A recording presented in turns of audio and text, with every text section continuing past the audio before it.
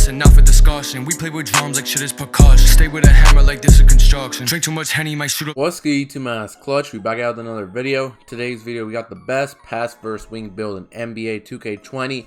Now this lockdown defender build, I'm not gonna lie to you, before I used to think the rebounding wing was the best lockdown defender build, but you guys got to see this build. This build is very nice. It can do everything.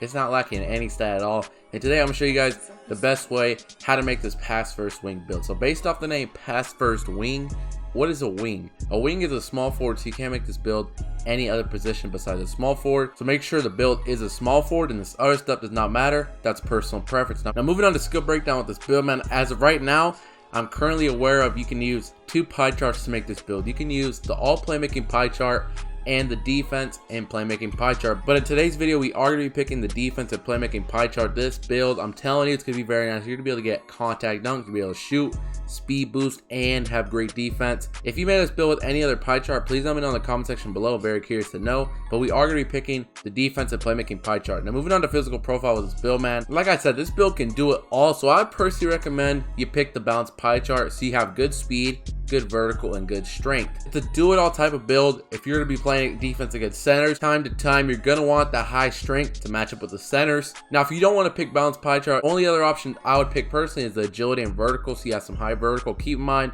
you're going to be able to get contact dunks with this build, so you want to have high vertical so you can get up there and dunk, obviously. So I would either pick this pie chart or the balanced pie chart, but I personally recommend you pick the balanced pie chart. Now moving on to attributes, man, make sure you guys do it just like this so you get the maximum badges possible. You're gonna put your close shot to a 76 just like that, and I'll explain later why we're putting it to a 76. Your driving layup, you are gonna max this out to a 77. Also max out your driving dunk to an 82. Your standing dunk, you are gonna put this to a 53 so you get 8 finishing badges. Now moving on to shooting, you are going to max out your mid-range shot. Your three-point shot, you're going to put this to a 64, which is going to be 1 point off of the max. And again, I will explain later why we're putting it to a 64. Now moving on to free throw, we are going to max this out as well. And the post fade, you're also going to max this out to a 72. Now moving on to playmaking, you are going to max out your pass accuracy, also max out that ball handling, and your post moves, you are going to put this to a 52 just like that. Now moving on to defense, you're going to max out your interior defense,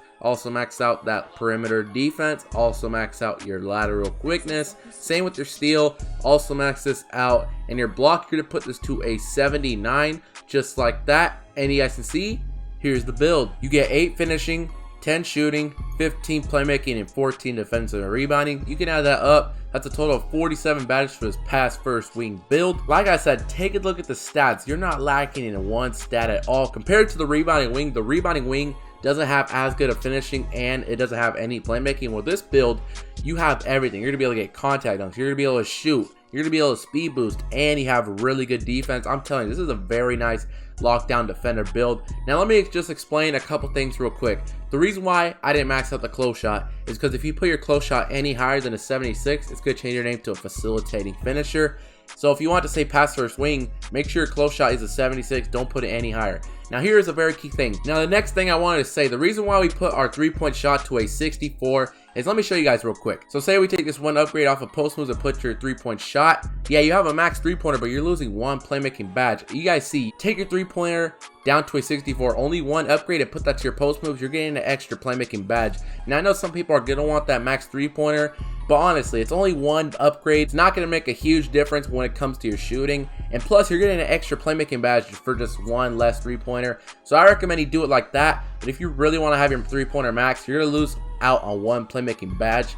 But go ahead and do that. But this is the best way to make this build. Now moving on to the other stuff, man. Now buy shit does not matter. I think personally, I'm gonna just pick build. But like I said in every single one of my videos, it doesn't matter whatsoever. However you want your player to look will determine which buy shape you pick. You can pick slight, compact, defined, solid, any buy shape. It doesn't matter whatsoever. Me personally though, I'm gonna just pick build. Now moving on to the height with this build, I personally recommend you make the build 6'7". The reason I'm telling you to make the build 6'7", number one, you're gonna be able to get contact dunks. So you have an 82 driving dunk, you're not gonna be able to get contact dunks off rip. If you did not know, when you hit 99 overall, you get a +4 to all your attributes, 82 +4. You're gonna have an 86 driving dunk at 99 overall. If you did not know, you need at least an 85 driving dunk to get all 3 contact dunks besides big man, because you're not a center, obviously. So you'll be able to get the pro, elite, and small contact dunks at like 98 overall or 99 overall. It's gonna be very nice with this build. If you make a at 6'8", you're not gonna be able to get contact dunks. You'll be able to get the pro, but you'll be losing out on the small and elite. So that's why I recommend you make the build 6'7". Also, take a look at your ball handling. You have a 75 ball handling.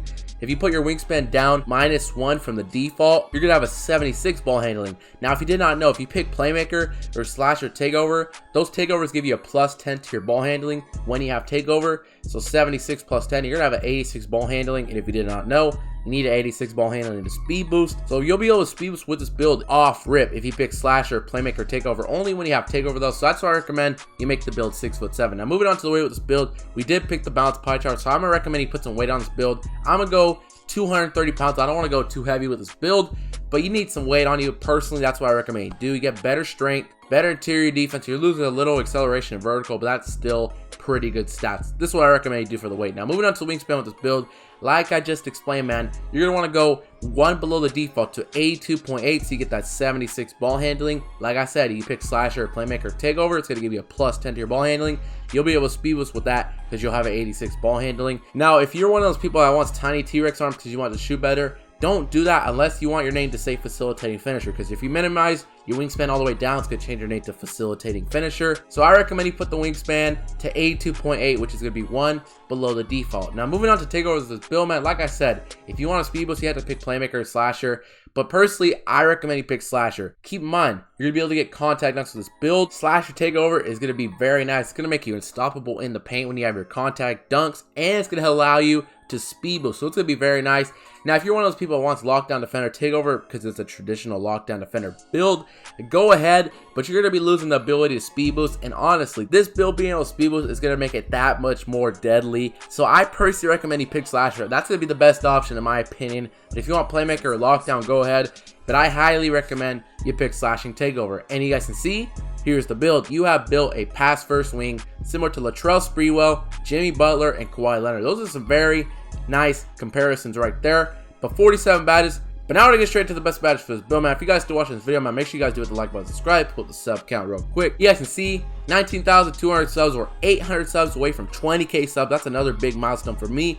But if you're watching this video right now, you like what you see, do hit the subscribe button, turn on notifications. But now we're gonna get straight to the best badges for this build. Put us to 99 overall real quick. Let me take the sub count off, give me a minute. Now you guys can see 8 finishing badges. Like I said, when you hit 99 overall, you're gonna be able to get all 3 contact dunks besides Big Man, because you're not a center, obviously. So keep that in mind. I recommend gold contact finisher. This is a no-brainer badge. Now 5 upgrades left. Giant Slayer is going to be a very nice badge for this build. You are only 6'7". This badge is actually able to go up against anybody that's 7 feet or taller. So I recommend you throw this badge on at least silver. Now you got 3 upgrades left. Personally, I would go Lob City Finisher or Slithery Finisher. Personally, this build's to be able to speed boost, so I would go Slithery Finisher. It's going to make it even more harder to guard you when you're driving in the paint. You're going to be able to slide past your defenders. I think these are going to be the best finishing badges for this build, but like I say in every single my videos, you can change these badges up. Do whatever you want to do. Now moving on to shooting badges of this build, man.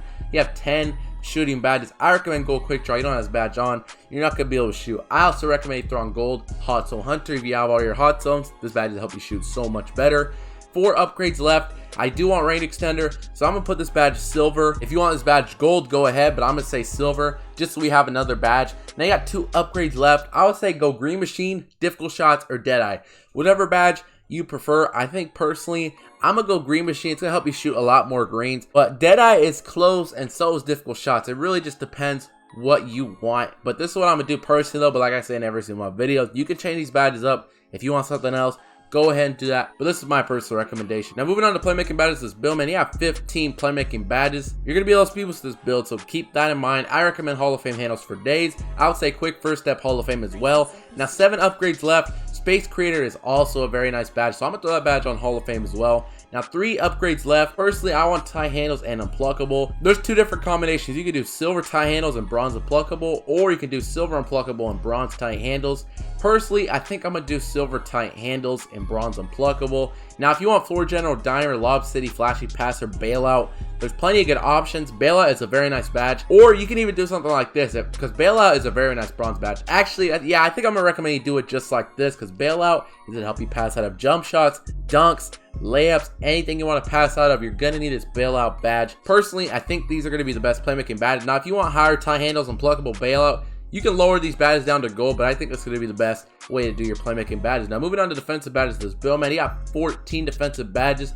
I recommend Hall of Fame clamps. You need this badge to play better perimeter defense. I also recommend Hall of Fame intimidator to make people miss shots. Now you got 6 upgrades left. I think personally, I'm gonna recommend you throw on Hall of Fame rim protector as well. You do have a pretty high block. It's gonna be in the 80s whenever you hit 99 overall. So that's gonna be a very nice badge to help you block shots, all that good stuff. Now you got 2 upgrades left. If you're planning on setting screens with this build, throw on brick wall, but I highly doubt it. But like I said, the options there are throw on brick wall if you're setting screens.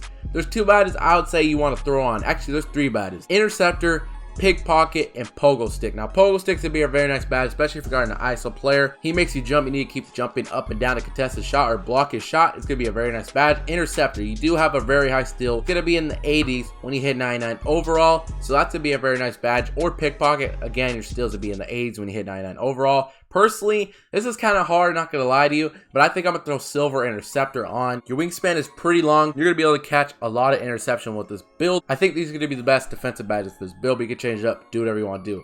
But that's pretty much it, man. That's the best pass first wing build in NBA 2K20. I hope you guys did enjoy this video. If you did enjoy this video, man, make sure you guys do it the like button, subscribe. Like I said, man, we're 800 subs away from 20K subs. Another big sub goal for me. You watch this video right now, you like what you see, do hit the subscribe button and turn on notifications. And also, let me know what you guys think about this build in the comment section below. Like I said, this build can do everything. It's a very nice lockdown defender build. Personally, I think this build's better than the rebounding wing, but let me know what you guys think down below in the comment section. But that's pretty much it, man. I hope you guys did enjoy this video. Until next time, clutch out. I'm feeling your energy, and shorty, man, she really into me. I got lots of enemies, and they wanna act like they friends with me.